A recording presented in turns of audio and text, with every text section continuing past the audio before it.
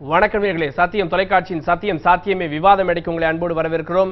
இன்று நாம் நம்முடைய விவாத மேடையில் எடுத்துக்கொண்டிருக்கக்கூடிய தலைப்பு, இன்றைக்கு தமிழகத்தின் மிக முக்கியமான அடையாளங்களில் ஒன்று சிவகாசியில் தயாரிக்கப்படக்கூடிய பட்டாசுகள். இந்தியாவினுடைய பட்டாசு தேவையில் 90% தன்னகத்தை கொண்டிருந்த சிவகாசி பட்டாசு தொழில் சமீப காலமாக நசிந்து வருகிறது. குறிப்பாக தீபாவளி பண்டிகை நெருங்கி வரக்கூடிய இந்த நேரத்தில் செய்து வைத்த பட்டாசுகளை கூட விற்பனை செய்ய முடியாத நிலைக்கு தள்ளப்பட்டிருக்கிறார்கள். அங்கு இருக்கக்கூடிய ஆலை அதிபர்கள். கிட்டத்தட்ட ஒரு 5 லட்சம் குடும்பங்கள் இதனை நம்பி இருக்கக்கூடிய இந்த நிலைமையில் சீனாவில் இருந்து வருகை தந்துள்ள பட்டாசுகள் தான் தங்களுடைய தொழிலில் ஏற்பட்டுள்ள மிகப்பெரிய இழப்புக்கும் இந்த மந்த நிலைக்கும் காரணம் என அவர்கள் குற்றம் சாட்டுகிறார்கள். அரசுடைய அறிவிப்பு என்பதும் சீன பட்டாசுக்கு விதிக்கப்பட்டிருக்கக்கூடிய தடை என்பதும் அது தொடர்பாக நடத்தப்பட்டு வரக்கூடிய ஆய்வுகள் என்பதும் எந்த அளவிற்கு திருப்திகரமாக இருக்கிறது? உண்மையில் இந்த சீன பட்டாசுகளுடைய வருகையின் மூலமாக உண்மையில் சிவகாசி பட்டாசு தொழிலுக்கு மிகப்பெரிய பாதிப்பு ஏற்பட்டிருக்கிறதா என்பது பற்றி தான் நாம் இன்றைக்கு விவாதிக்க இருக்கிறோம். சீன பட்டாசுகளின் கள்ள வருகையும் கொந்தளித்து வெடிக்கும் வியாபாரிகளும் என்கிற தலைப்பிலே இன்று நம்முடைய 4 சிறப்பு விருந்தினர்கள் இணைகிறார்கள். முதலாவதாக பாரதிய ஜனதா கட்சியை சேர்ந்த திரு நாராயணன் இணைகிறார். இரண்டாவதாக சென்னை பட்டாசு விற்பனையாளர்கள் சங்கத்தினுடைய செயலாளர் திரு அனீஸ் இணைகிறார். மூன்றாவதாக தமிழ் மாநில முஸ்லிம் கட்சியுடைய தலைவர் திரு ஷேக் தாவூத் இணைகிறார். நான்காவதாக வணிகர் சங்கங்களின் பேரமைப்பினுடைய பொதுச் செயலாளர் திரு மோகன் இணைகிறார். நீங்களும் உங்களுடைய கேள்விகளை இந்த வாரத்தில் முன்வைக்கலாம். அரங்கத்தில் வந்திருக்கும் நால்வருக்கும் வணக்கம். என்னுடைய முதல் கேள்வி திரு மோகன் அவர்கள்ட்ட ஆரம்பிச்சா நல்லா இருக்கும்னு நினைக்கிறேன். பட்டாசு அப்படின்றது நம்முடைய பண்டிகைகளோட, எந்த ஒரு பண்டிகையாக இருந்தாலும் மூறி போன ஒரு விஷயம். எந்த ஒரு மகிழ்வாக இருந்தாலும் சரி, ஒரு துக்கமான சம்பவமாக இருந்தாலும் பட்டாசு அப்படின்றது தவிர்த்து விட்டு பண்டிகை அப்படின்றதும் விழா அப்படின்றது கிடையாது. இந்த நேரத்தில் இன்றைக்கு சீன பட்டாசுடைய வருகையினால ஒட்டுமொத்தமாக எங்களுடைய தொழிலே நசிந்து விட்டது. 5 ஆண்டுகளில் இந்த சிவகாசி பட்டாசு அப்படின்ற சிவகாசி பட்டாசுக்கு இருக்கக்கூடிய தொடர்பே அழிந்து போகும் சொல்றாங்க. எந்த அடிப்படையிலான குற்றச்சாட்டு? ஏன்னா எங்க ஒரு பொருள் உற்பத்தி ஆனாலும் வேறொரு இடத்திலிருந்து அதனை ஈடு செய்வதற்கு வேறொரு பொருள் வந்து கொண்டுதான் இருக்கிறது. இருந்தாலும் எல்லா தொழிலுமே அழிந்து போவதில்லை. நீங்க பட்டாசை பொறுத்த வரைக்கும் சீன பட்டாசினுடைய வருகையால சிவகாசி அழிந்தே போகணும் எந்த அடிப்படையில் சொல்றீங்க? அதாவது இந்தியாவில் மட்டும் இல்லை, குட்டி ஜப்பான்னு சொல்லுவாங்க சிவகாசியை. பட்டாசுகளினுடைய ஒட்டுமொத்த தயாரிப்பு சிவகாசியில் தான் போகுது. இந்தியா முழுவதும் வட மாநிலங்களுக்கும் பெரிய அளவில் இன்றைக்கி விற்பனையில் எடுத்துக்கிட்டால் 5000 கோடி வரைக்கும் டேர்ன் ஓவர் ஆச்சுன்னா 4000 கோடி வட மாநிலங்கள் தான். 1000 கோடி தான் நம்ம தமிழ்நாட்டினுடைய விற்பனை. இந்த தடவை அவங்களுக்கு ஏறத்தாழ 1500 கோடி பாதிப்புன்னு சொல்லியிருக்கிறாங்க. அதுக்கு என்ன காரணம்னா, சீனாவிலிருந்து இன்றைக்கி நம்ம பட்டாசு வந்தோடனே இன்றைக்கி இவ்வளவு பேச்சுக்கள் இன்றைக்கி வந்திருக்கு பாதிப்புன்னு. ஆனால் ஒரு 2-3 வருட காலமே சீனாவிலேருந்து வர்றதுனால எல்லாமே உள்நாட்டு தொழில் பாதிச்சிருச்சு. ஏன்னா பொம்மைகள், விளையாட்டு பொம்மைகள் பார்த்தீங்கன்னா சீனாவிலேருந்து வந்ததுனால நிறைய நிறுவனங்கள் மூடிட்டு போயிட்டாங்க. இதெல்லாம் நாங்கள் அப்போது சொல்லிக்கிட்டு இருக்கிறோம். ஆனால் யாருமே கேட்கல, பெரிய அளவு தாக்கமும் ஏற்படுத்தலை. பொதுமக்களை பொறுத்தளவு எங்கே கம்மியாக இருக்குது, சீனா ஐட்டங்கள்லாம் கம்மியாக, அப்படி குறைவு, விலை குறைவு என்ற அடிப்படையில் அதுக்கு ஒரு தடை விதிக்கப்படலை. பொதுவாக இந்த பட்டாசை பொறுத்தளவு மிகப்பெரிய ஒரு பார்வை. ஏன்னா பாதுகாப்புக்காக கோடிக்கணக்கில் நம்ம செலவழிச்சுக்கிட்டு இருக்கோம். இன்றைக்கி அந்த சீன பட்டாசு விமானத்திலேயோ மற்றதுலேயோ வரப்போகிறதில்ல. எல்லாமே கண்டெய்னரில் துறைமுகங்கள் வழியாக தான் வர வேண்டியிருக்கு. நிச்சயமாக அந்த இடத்துல சுங்கத்துறை அதிகாரிகள் சரியான கவனத்துடன் அவர்கள் அங்கே பிடிக்கப்பட்டால் நிச்சயமாக பிடித்திருக்கலாம். இது உள்ளவே வராமலே தடுத்திருக்கலாம். இப்போ தும்ப விட்டு வாழை பிடிச்ச கதையை எல்லாமே உள்ளே போயிடுச்சு. இதெல்லாம் 5-6 மாதத்துக்கு முன்னாடியே இதெல்லாம் விற்பனை அறிவிப்பு பல மாநிலங்களுக்கு சென்று விட்டது. தமிழ்நாடு வணிகச் சங்கங்கள் பேரமைப்பை பொறுத்தவரை நாங்கள் இதை யாருமே விற்கக்கூடாது, அதை நிச்சயமாக நம்ம உள்நாட்டு தொழிலுக்கு பாதுகாப்புக்கு எதிரானது அப்படிங்கிறத நாங்கள் டிக்கெட் பண்ணிட்டோம். அது மட்டும் இல்லை, வட மாநிலம் கூட எங்களுடைய தலைமை அமைப்பாக இருக்கின்ற கைட் மூலமாகவும் வியாபாரிகளுக்கெல்லாம் சொல்லுங்கள் அப்படிங்கிறத நாங்கள் சொல்லிட்டோம். இருந்தாலும் இதை மத்திய மாநில அரசுகள் அதிகாரிகள், இது முழுக்க காரணம் அதிகாரிகள் தான். ஏன்னா நீதிமன்றத்திலே அதிகாரிகள் என்ன சொல்கிறாங்கன்னா, நாங்கள் கண்டெய்னரில் இன்றைக்கி ஒரு 1000 கண்டெய்னர் 15 கண்டெய்னர் தான் நாங்கள் பார்க்க முடியுது, எங்களுக்கு இருக்கிற வசதி இல்லைன்னு சொல்கிறாங்க. இன்றைக்கி ஏர்போர்ட்டில் பார்த்தா வகுத்துக்குள்ளே என்ன இருக்குங்கிறது தங்க கட்டிலாம் நம்ம பத்திரிகையில் பார்த்துக்கிட்டு இருக்கோம். ஆக அதை கண்டுபிடிக்கிற உள்ள வசதியெல்லாம் ஏற்படுத்த வேண்டியது மத்திய மாநில அரசுகளுடைய பொறுப்பு. அதை அவங்க செய்ய தவறிய காரணத்தினால்தான் இன்றைக்கி இவ்வளோ பெரிய விளைவுகள் ஏற்பட்டிருக்கிறது. நீங்கள் சொன்ன மாதிரி மிகப்பெரிய அளவு பாதிப்பு. 5 லட்சம் தொழிலாளர்கள் இருந்தாலும் வியாபாரிகள் அதனுடைய சம்மந்தப்பட்டவங்க எடுத்தால் இந்தியா முழுவதுமே ஏறத்தாழ 20 லட்சம் பேர் இந்த துறையில் இருக்கிறாங்க. ஆக அது மட்டுமல்ல, அரசுக்கு மத்திய மாநில அரசு 14% டேக்ஸ் இருக்குது, அதே மாதிரி சுங்க இதுன்னு பார்த்தா மொத்தம் 20% டேக்ஸ் மத்திய மாநில அரசுக்கு 5000 கோடினா உங்களுக்கு 1000 கோடி வந்து அரசுக்கும் வரி இழப்பு தான். உள்நாட்டு தொழிலும் பாதிக்குது, தொழிலாளர்கள் பாதிக்கிறார்கள், விற்பனையாளர்கள் பாதிக்கிறார்கள், பாதுகாப்பும் ஒரு கேள்விக்குறி. ஏன்னா இன்னைக்கு வந்து பட்டாசு வந்து அப்படி நாளைக்கு வந்து வேற எதுவும் வரக்கூடாதுன்னு என்ன நிச்சயம். பாதுகாப்பு பத்தி நம்ம பேச வேண்டி இருக்கிறது. ஏன்னா பட்டாசு அப்படின்னாலே ஒரு ஆபத்தும் இருக்கிறது, ஒரு மகிழ்ச்சியும் இருக்கிறது. பாதுகாப்பு பத்தி நம்ம தனியா பேசலாம். இந்த இடத்துல அரசுடைய நடவடிக்கை அப்படின்றது சீன பட்டாசுடைய வருகைக்கு தடை இருக்கிறது, சீன பட்டாசுகள் இங்கு வரக்கூடாது அப்படின்றத மத்திய அரசு அறிவித்திருக்கிறது. இருந்தாலும் இது மத்திய அரசினுடைய அலட்சியத்தால வந்துவிட்டது அப்படின்ற தொடர்ச்சியான குற்றச்சாட்டுகள் இருக்கிறது. திரு நாராயணன், இங்கே இல்லை அப்படின்னாலும் இப்ப தமிழகத்தை பொறுத்தவரையில சீன பட்டாசுடைய வருகை குறைவு அப்படின்னாலும் வட மாநிலங்கள் முழுவதுமே சீன பட்டாசுகள் ஆக்கிரமிப்பு செய்திருக்கிறதுன்னு ஒரு பார்வை இருக்கிறது. அரசுடைய நடவடிக்கை இன்னும் துரிதப்படுத்தப்படவில்லை அப்படின்னு வியாபாரிகள் பார்க்கறாங்க. இல்ல, சென்ற அரசு பொறுப்பேற்ற பிறகு சென்ற வருடம் முதலே மிக தீவிரமாக இந்த சீன பட்டாசுகள் தடை குறித்து இந்த அரசு மிக தீவிரமாக இருக்கிறது, இப்பொழுதும் இருந்து கொண்டிருக்கிறது. அதற்கு முன்னால் நடந்ததை பற்றி நான் கூற வேண்டிய பொறுப்பு எனக்கு இல்லை. ஆனால் முதலில் இந்த சீன பட்டாசுகளை ஏன் உபயோகிக்கக்கூடாது என்பதை நம்முடைய நேயர்கள், நம்முடைய மக்கள் புரிந்து கொள்ள வேண்டும். அதற்கான புரிந்துணர்வை நாம் உருவாக்க வேண்டியது மிக அவசியம். அதை இந்த அரசு கடந்த ஒரு வருடமாக தொடர்ந்து செய்து கொண்டிருக்கிறது, ஊடகங்களின் வாயிலாக. இதுவரையிலும் செய்யாத ஒரு விஷயம் அது. ஏனென்று சொன்னால் பொட்டாசியம் குளோரைட் என்கின்ற விஷயத்தை அந்த சீன பட்டாசுகளில் இருக்கின்ற காரணத்தினாலே அது மிகவும் ஆபத்தானது மட்டுமல்ல, மாசு அதிகமாக இருக்கக்கூடிய ஒரு விஷயமாக கருதப்படுகிறது. ஆனால் நம்முடைய இந்திய பட்டாசுகளில் potassium nitrate and aluminium powder இருக்கிறதுனால காஸ்ட் அதிகமாக இருந்தாலும் அது ஆபத்தை அதிகமாக விளைவிக்கக்கூடியதாக இருக்காது என்கின்ற காரணத்தினாலே தொடர்ந்து இது குறித்து விழிப்புணர்வு பிரச்சாரங்களை மத்திய அரசு மேற்கொண்டு வருகிறது, அனைத்து ஊடகங்களிலும் பத்திரிகைகள் என்பதை நான் முதலிலே சொல்லிக்கொள்ள விரும்புகிறேன். அதே போல சென்ற வருடம் டிசம்பர் மாதம் பாராளுமன்றத்தில் பேசும்பொழுது நம்முடைய மதிப்புக்குரிய மரியாதைக்குரிய அமைச்சர் நிர்மலா சீதாராமன் அவர்கள் மிக தெளிவாக இந்த அரசு எடுத்துள்ள நடவடிக்கைகள் குறித்து, அதாவது இதற்கு லைசன்ஸ், அதாவது உரிமம், இந்த உரிமமானது இறக்குமதி செய்வதற்கு வழங்கப்படவில்லை, இந்த அரசு வந்த முதலாகவே வழங்கப்படவில்லை என்பதை தெளிவாக சொல்லியிருக்கு. எல்லாவற்றுக்கும் மேலாக இதுல மாநில அரசுகளுடைய ஒத்துழைப்பும் கண்டிப்பாக தேவைப்படுகிறது. இதுல இட் இஸ் எ லேயர், இது ஒரு செயின். இந்த செயின் வந்து கீழிருந்து மேலே வரணும். முதல்ல மக்களும் இதை குறித்து புரிந்து கொள்ள வேண்டிய ஒரு நிர்பந்தம் இருக்கிறது. அதே போல வியாபாரிகள், இப்போ உதாரணத்திற்கு நம் தமிழகத்தை எடுத்துக்கொள்வோம். தமிழகத்தில் ஒரு 4 வருடங்களுக்கு அல்லது 3 வருடங்களுக்கு முன்னால் இங்கே தீவுத்திடலில் வச்சு தான் பிசினஸ் பண்ணணும்னு சொன்னாங்க. ஒரு கோர்ட்டு ஒரு பொதுநல வழக்கு போட்ட பொழுது 5 தெருக்களிலே இருக்கிறது, இது ஆபத்தானது. கிட்டத்தட்ட ஒரு எத்தனையோ நூற்றாண்டுகளாக நடந்து கொண்டிருக்கிறது. இருந்தாலும் அதை போட்ட பொழுது தீவுத்திடலிலே இது வர வேண்டும் என்று சொன்னார்கள். ஆனால் அந்த தீவுத்திடலிலே எனக்கு தெரிந்து முதல் 2 வருடங்கள் மிக சரியாகத்தான் நடந்து கொண்டிருந்தன. ஆனால் இப்பொழுது பார்த்தீங்கன்னா தமிழகம் முழுவதுமே சரி, நீங்க சென்னையில கூட அங்கீகரிக்கப்பட்ட, அதாவது தமிழகத்தினுடைய டின் நம்பர் என்று சொல்லப்படுகிற வேட் உரிமம் பெற்றவர்கள் இதை விற்கிறார்களா என்று கேட்டால் இல்லை, இதை உரிமம் இல்லாதவர்களோட விற்கிறார்கள். இதையெல்லாம் நாம் கவனிக்க வேண்டிய ஒரு கட்டாயத்தில் இருக்கிறோம். ஆனால் மத்திய அரசை பொறுத்தவரையில் மிக தெளிவாக தடை செய்யப்பட்டுள்ளது. அந்த டிப் என்று சொல்லப்படுகிற இண்டஸ்ட்ரியல் விபங்களிலிருந்து, எக்ஸைஸ் கஸ்டம்ஸ்லிருந்து மிக சரியாக சொல்லி இருக்கிறோம். அதுவும் இந்த முறை கடந்த 3 மாதங்களுக்கு முன்னாலே இது குறித்து ஒரு விழிப்புணர்வை ஏற்படுத்தி நம்முடைய அதிகாரிகளிடம் தடையும் இருக்கிறது. அதே போல வந்து மக்களிடம் விழிப்புணர்வையும் ஏற்படுத்தி இருக்கிறோம். எனவே சீன பட்டாசுடைய வருகை தடுக்கப்பட்டிருக்கிறது ஒரு பதிவு பண்றீங்க. நம்முடைய காளீஸ்வரி ஃபயர்வொர்க்ஸினுடைய உரிமையாளர் திரு செல்வராஜ் இருக்கிறார். செல்வராஜ் சார் வணக்கம். சீன பட்டாசுடைய வருகையால ஒட்டுமொத்தமாக சிவகாசியிலே பட்டாசு தொழிலே நசிந்து வருகிறதுன்றாங்க. உற்பத்தி அளவுல கடந்த வருடத்தை விட இந்த வருடம் உற்பத்தியுடைய அளவு, வியாபாரத்தினுடைய அளவு எந்த அடிப்படையில் இருக்கிறது? சீன பட்டாசுடைய வருகை உங்களை எந்த அளவுக்கு பாதித்திருக்கிறது? சீன பட்டாசுடைய வருகையெல்லாம் நமது சிவகாசியினுடைய உற்பத்தி ஒரு 20% இந்த ஆண்டு குறைவாக இருக்கிறது. ஏனென்றால் வடநாட்டிலே வந்து அதிகமான அளவிலே சீன பட்டாசுகள் நடமாட்டம் வந்து அதிகமாக இருக்கிறது. தமிழகத்தை பொறுத்தவரையில் தென் மாவட்டங்களை மாநிலங்களை பொறுத்தவரையில் மிகவும் குறைவாகத்தான் சீன பட்டாசுகளுடைய தாக்கம் இருக்கிறது. ஆனால் சீன பட்டாசுகள் வந்த பிறகு நாம் சீன பட்டாசுகள் வந்துவிட்டு என்று கூறுவதை விட சீன பட்டாசுகளை வராமல் இருப்பதற்கு நாம் நடவடிக்கைகளை நமது அரசாங்கம், மத்திய அரசாங்கம் எடுத்தால் மிகவும் சிறப்பாக இருக்கும்.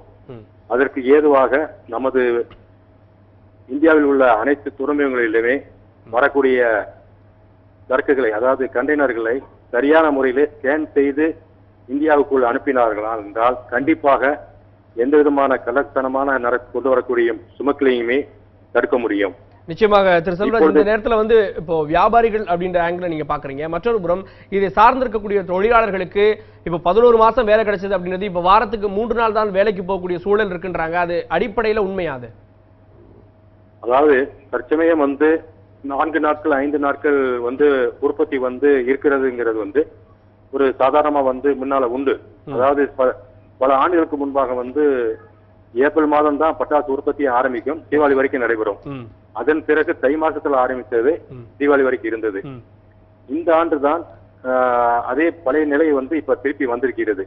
என்ன காரணம்னா, அதாவது 2 காரணம். ஒன்று வந்து நம்ம நாட்டில் உள்ள பொருளாதார நிலையினுடைய வீக்னஸ், இன்னொன்று அந்நிய சைனீஸ்ல இருந்து வரக்கூடிய பொருளுடைய தாக்கம்.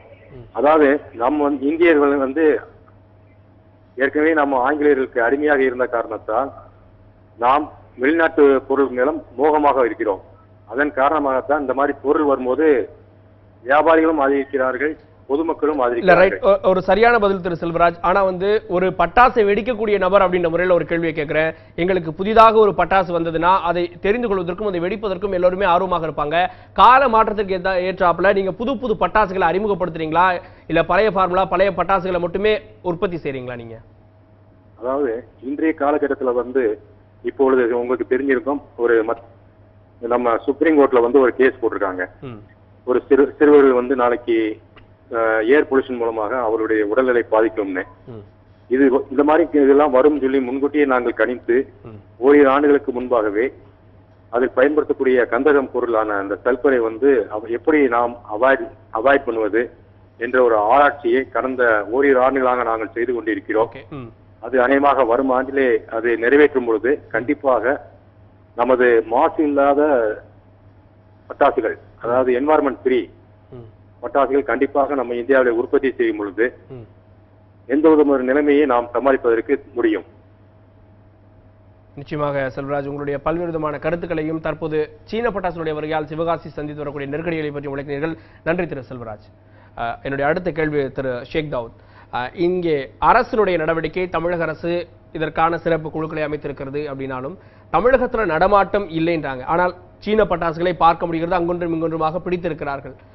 தமிழகத்தை பொறுத்தவரையில தமிழகத்தினுடைய அடையாளங்கள் ஒன்று சிவகாசி. அப்போ இந்த மாநில அரசுக்கு அந்த தொழிலை காக்க வேண்டிய பொறுப்பு ஒட்டுமொத்தமாக இருக்கிறது. நான் கேட்பது, தமிழகத்தை மட்டும் இல்லாம ஒட்டுமொத்த அழுத்தமும் மத்திய அரசுக்கு சீன பட்டாசுகளை எதிர்த்து இந்த அரசு கொடுத்திருக்கிறதா? இல்ல, கண்டிப்பாக. அதுக்கு முன்னாலே வந்து பிரதமருக்கு வந்து மாண்புமிகு தமிழக முதல்வர் லெட்டர் எழுதியிருக்காங்க. அது சம்பந்தமாக எல்லாமே சொல்லியிருக்காங்க. இதையும் விட மத்திய இந்த பட்டாசு சம்பந்தப்பட்ட அந்த வணிக இதில் உள்ள அந்த நிர்மலா சீதாராமன் அவர்கள் கூட ஒரு 2-3 மாதத்துக்கு முன்னால் சென்னை வந்திருக்கும் போது அதை பற்றி கடினமாக சொல்லிட்டு போயிருக்காங்க. அதாவது வந்து இந்த சீன பட்டாசுகள் இறக்குமதி தடை செய்யப்பட்டிருக்கு. அதாவது யாரும் வந்து இறக்குறதோ கொள்றதோ கூடாது அப்படிங்கிறது அரசு வந்து அதில் கடினமாக இருக்குது. அதனால் அதில் எந்த இதுவும் இல்லை. அதே மாதிரி தமிழகத்தை பொறுத்தவரையும் அதுக்கு வந்து 2 ஆண்டுகள் தண்டனை இருக்குது. அப்படி பிடிச்சா 2 ஆண்டுகள் தண்டனை இருக்கு. அதுக்கு மேலேயும் வந்து அவங்களுக்கு மேல கடுமையான நடவடிக்கைகள், அந்த லைசன்ஸ் ரத்து செய்யப்படும், 2 ஆண்டுகள் தண்டனை இருக்கு. அதே மாதிரி 4 துறையை சேர்ந்த அதிகாரிகளை போட்டு 36 படை அமைச்சிருக்கிறாங்க. அது வந்து தமிழகம் பூரா பார்த்துக்கிட்டு இருக்காங்க. தமிழகம் பூரா இதுவரைக்கும் பெரிய அளவில் அந்த மாதிரி எங்கேயும் இருந்ததாக இல்லை. 1-2 செய்திகள் இருக்கு. அந்த செய்திகள் வந்து ஊர்ஜிதமாக இல்லை. இந்த செய்திகளுமே வந்து ஊர்ஜிதமாக சீன பட்டாசு பிடித்ததாக ஊர்ஜிதமாக இல்லை. அதே போல மொத்தம் வந்து 980 லைசன்ஸ் வந்து அந்த ஃபயர் கிராக்கர்ஸ் தயார் பண்றதுக்கு, பட்டாசு தயார் பண்றதுக்கு லைசன்ஸ் இந்தியாவில் கொடுத்துருக்காங்க. அதுல 800 வந்து சிவகாசியில் இருக்கு. பெரிய அளவுல வந்து சிவகாசியில் தான் பண்றாங்க. அப்ப இதையெல்லாம் கருத்தில் கொண்டு மாண்புமிகு தமிழக முதல்வர் புரட்சி தலைவி அம்மா அவர்கள் போதிய நடவடிக்கை எடுத்திருக்காங்க, எல்லாமே பண்ணியிருக்காங்க. இதுல ஒரு வித்தியாசம் என்னன்னா, இப்ப நம்ம ஒரு பட்டாசு தயாரிப்பாளர் வந்து சொன்னது போல இந்த வெளிநாட்டு கிராக்கர்ஸ் அந்த பட்டாசுகள்லாம் நீங்க பாத்தீங்கன்னா சத்தமும் அதே நேரத்தில் மாசையும் அதிகமாக கொடுக்கக்கூடியது. நீங்க சொன்ன மாதிரி இந்த உபயோகிப்பாளர்கள் எப்படி இருக்கும் அப்படின்னு கேட்டீங்கன்னா, அதிக சத்தம் வரவும் அந்த மாசு கலர்ஃபுல்லா வர்றது பார்க்கும்போது அது வெளிநாட்டு பட்டாசு ரொம்ப நல்லா இருக்கு, நம்ம பட்டாசு நல்லா இல்லை அப்படிங்கிற மாதிரி என்ன. இன்னொன்று விலையும் குறைவு. அந்த பட்டாசுகள் விலையும் குறைவா இருக்கு நம்ம கம்பேர் டு நம்ம பட்டாசு. அதுக்கு என்ன காரணம் அப்படின்னு சொன்னா அவங்க பயன்படுத்துற அந்த பொட்டாசியம் குளோரைடும் பிளாஸ்டிக் பொருள்களும் பயன்படுத்துறாங்க. அது ரொம்ப விலை குறைவு. சீனாவில இருந்து வாங்குற அந்த பட்டாசு வந்து ரொம்ப விலைவா குறைவாகிறதுக்கு அது காரணம். நம்ம இது மக்கக்கூடியது, அது கந்தகமும் மற்றபடி காகிதமும் கோணி சேனல் சம்பந்தப்பட்ட ஐட்டங்கள் தான் பயன்படுத்துறாங்க. அப்ப இது ஒரு கிலோ 300 ரூபாய் வரைக்கும் ஆகுது. அது ஒரு 50 ரூபாயில கிடைக்கும் அந்த மூலப்பொருள். அப்ப இதனால நம்ம ஊர்ல தயார் பண்றது மாசு இல்லாதது, ரொம்ப நன்மையானது. கெட்டு போனாலும் ஒன்றும் பிரச்சனை இல்லை, வெடிச்சாலும் மாசு வந்து ரொம்ப குறைவாகவே இருக்கும். அதே மாதிரி குழந்தைகள் பெரியவர்கள் சுவாசிக்கும் போது தீமை என்பது ரொம்ப குறைவா இருக்கும். சீன பட்டாசு வந்து நீங்க பாத்தீங்கன்னா அதை வெடிக்கும் போது வயசானவர்கள் குழந்தைகள் சுவாசிக்க முடியாது. அந்த புகை வந்து எல்லா பக்கமும் இருக்கும், சுவாசிக்க முடியாது. மாசு வந்து ரொம்ப அதிகமா வந்து கெட்டு போகக்கூடிய ஒரு சூழல் உள்ளது. அப்ப இதையெல்லாம் விழிப்புணர்வும் ஏற்படுத்தி இருக்கிறாங்க. விழிப்புணர்வு அரசு ஏற்படுத்தாம இல்ல, செயல்படுத்திட்டு இருக்காங்க. இதையும் தாண்டி அந்த பட்டாசுகளுக்கு ஈக்குவலா ஏற்றுமதி செய்யக்கூடிய ஏற்றுமதி நம்ம செஞ்சுட்டு இருக்கோம். அப்ப இந்த ஏற்றுமதி செய்யக்கூடிய அளவுல தொழிலில் நம்ம முன்னேற்றம் அடையணும். இப்ப அவர் அந்த தயாரிப்பாளர் சொன்னது போல அவங்க வந்து அந்த சீன பட்டாசுனுடைய தொழிலுக்கு அதிவேகமாக அதை விட அதிகமாக நம்ம வெளிநாட்டுக்கு விற்கிற அளவுல மாசு இல்லாத பட்டாசுகளாக தயார் பண்ணி அதை கொண்டு சென்றால் தான் நம்ம அதை பண்ண முடியும். அதே போல அரசு தன்னுடைய கடமையை சரியாக செஞ்சுட்டு இருக்கு, செய்யாம இல்லை.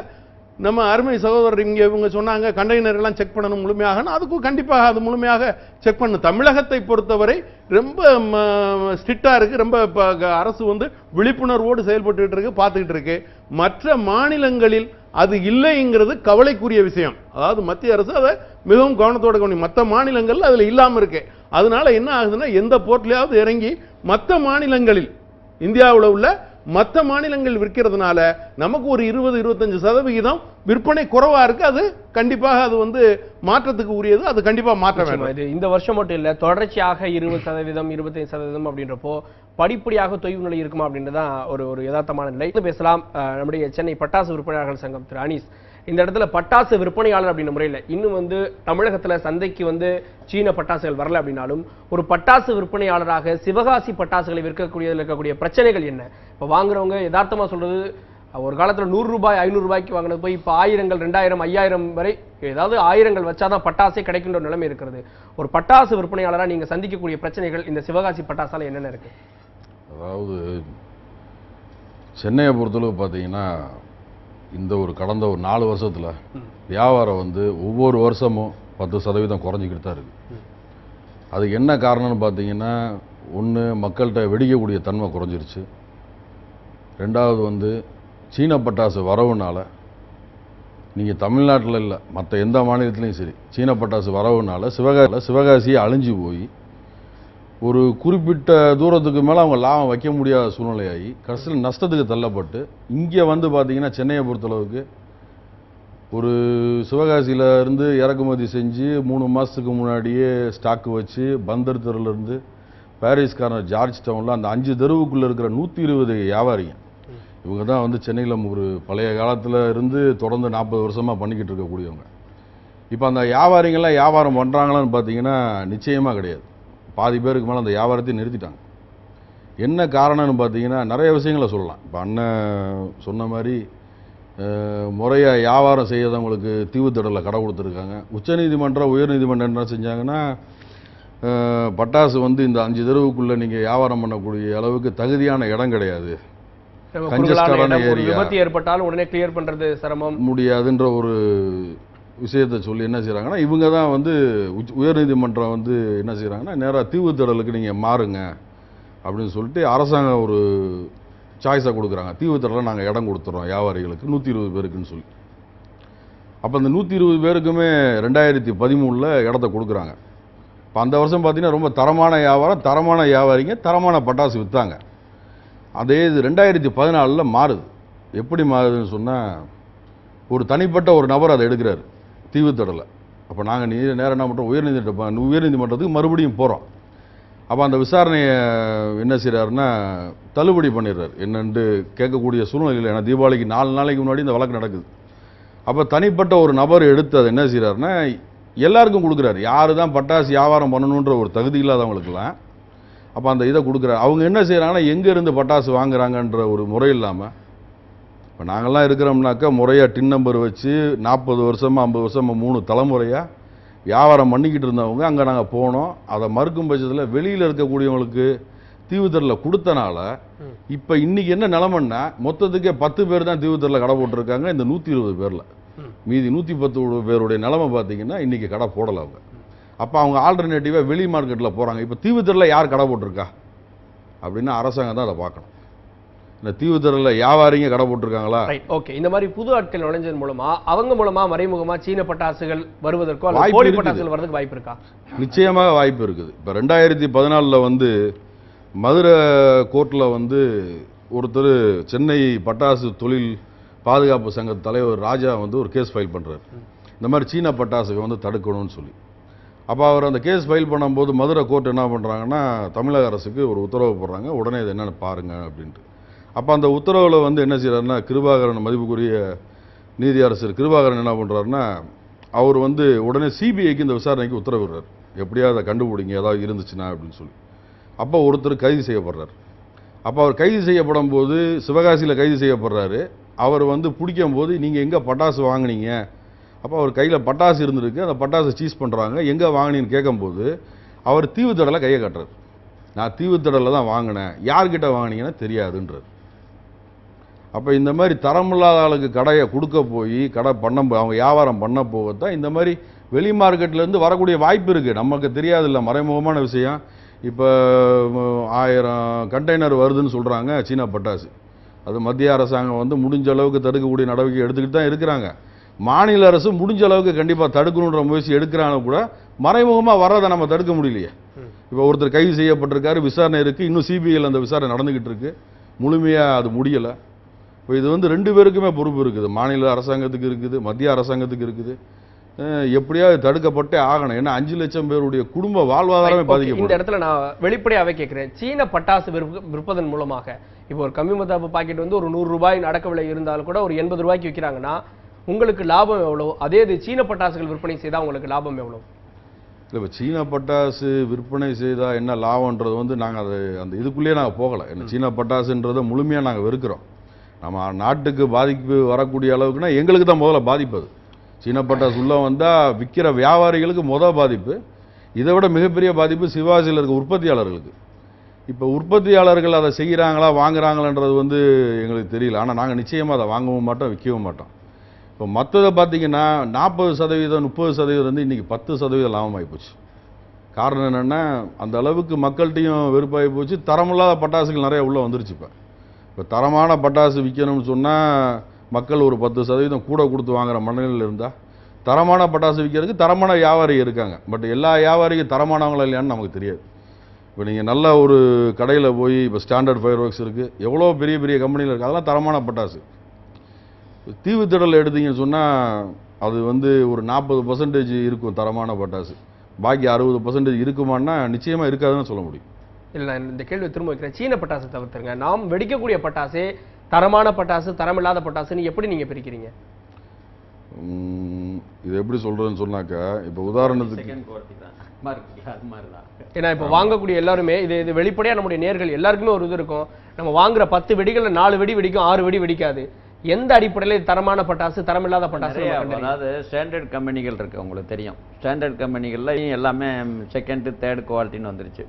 அந்த இது அது வந்து விலை கம்மியாக இருக்கும். ஆனால் அதுக்குள்ள மருந்துகளும் அந்த தயாரிப்பு முறையில் அவங்க செஞ்சுருக்க மாட்டாங்க. விலை வந்து கம்மியாக இருக்கும். இந்த ஸ்டாண்டர்டோட கம்மியாக இருக்கும். மக்கள் ரொம்ப அப்படித்தானே கம்மியாக தானே விற்கிறதுன்னு போகிறாங்க. அவங்களுக்கு லாபமும் ஜாஸ்தியாக இருக்கும்.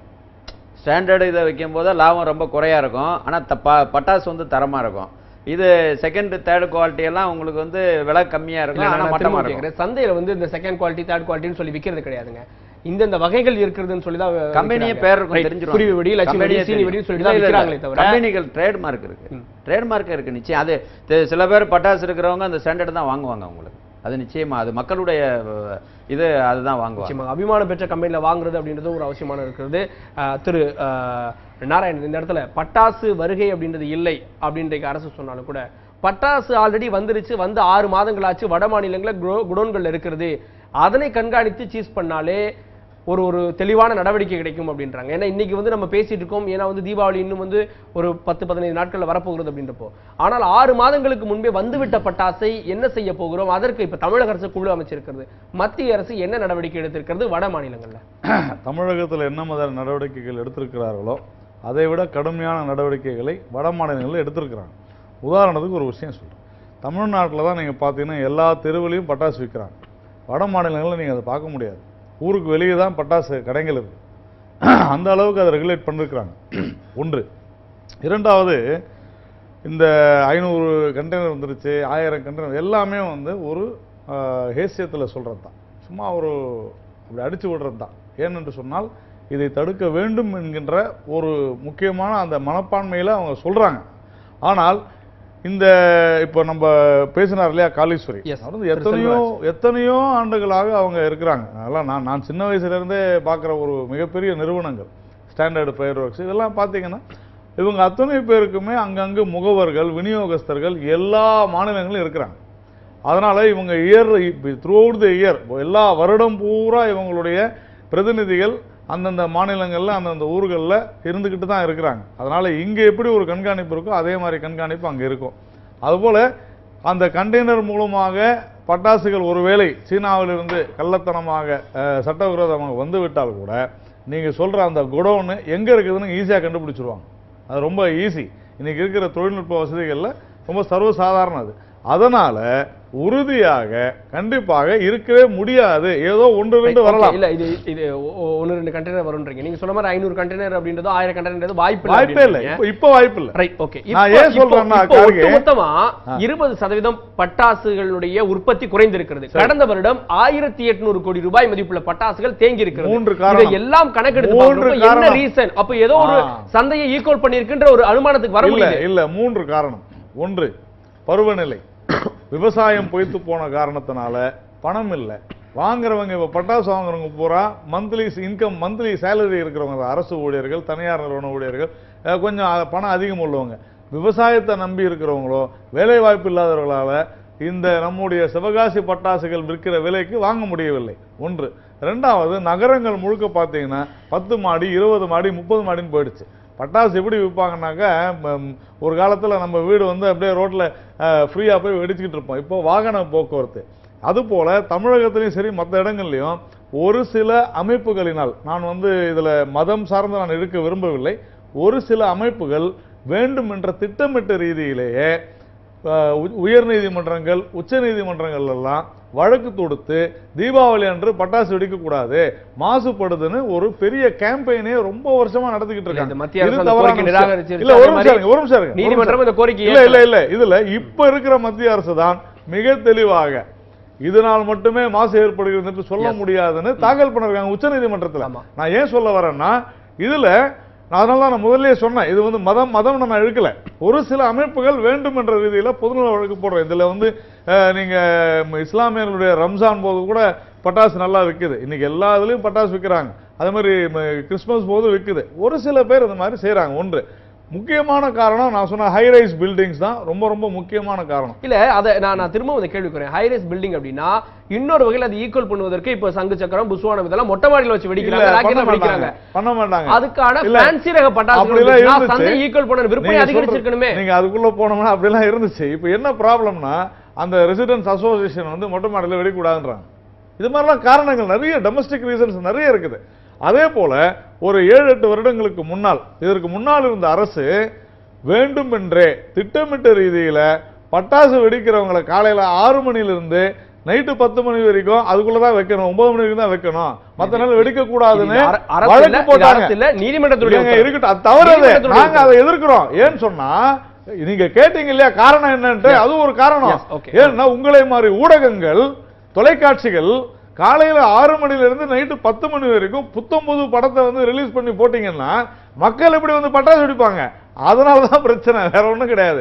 இது போல ஒரு 4-5 காரணங்கள் இருக்கிறது. நீங்க வந்து ஜனங்களை நல்லா என்டர்டெயின் பண்ணிடுறீங்க, ஊடகங்கள், தொலைக்காட்சி நிகழ்ச்சிகள் இருக்கிறதுனால அதுவும் குறையுது. இந்த மாதிரி பல விஷயங்கள் இருக்கு. அதனால சில ரெஸ்ட்ரிக்ஷன்ஸை நாம எடுத்தாதான் மக்கள் சிறப்பாக கொண்டாட முடியும். அதனாலதான் வந்து சிவகாசி அந்த உற்பத்தியானது குறைகிறது. முக்கியமான ரீசன் விவசாயம் தான், அதுல ஒன்றும் சந்தேகமே இல்லை.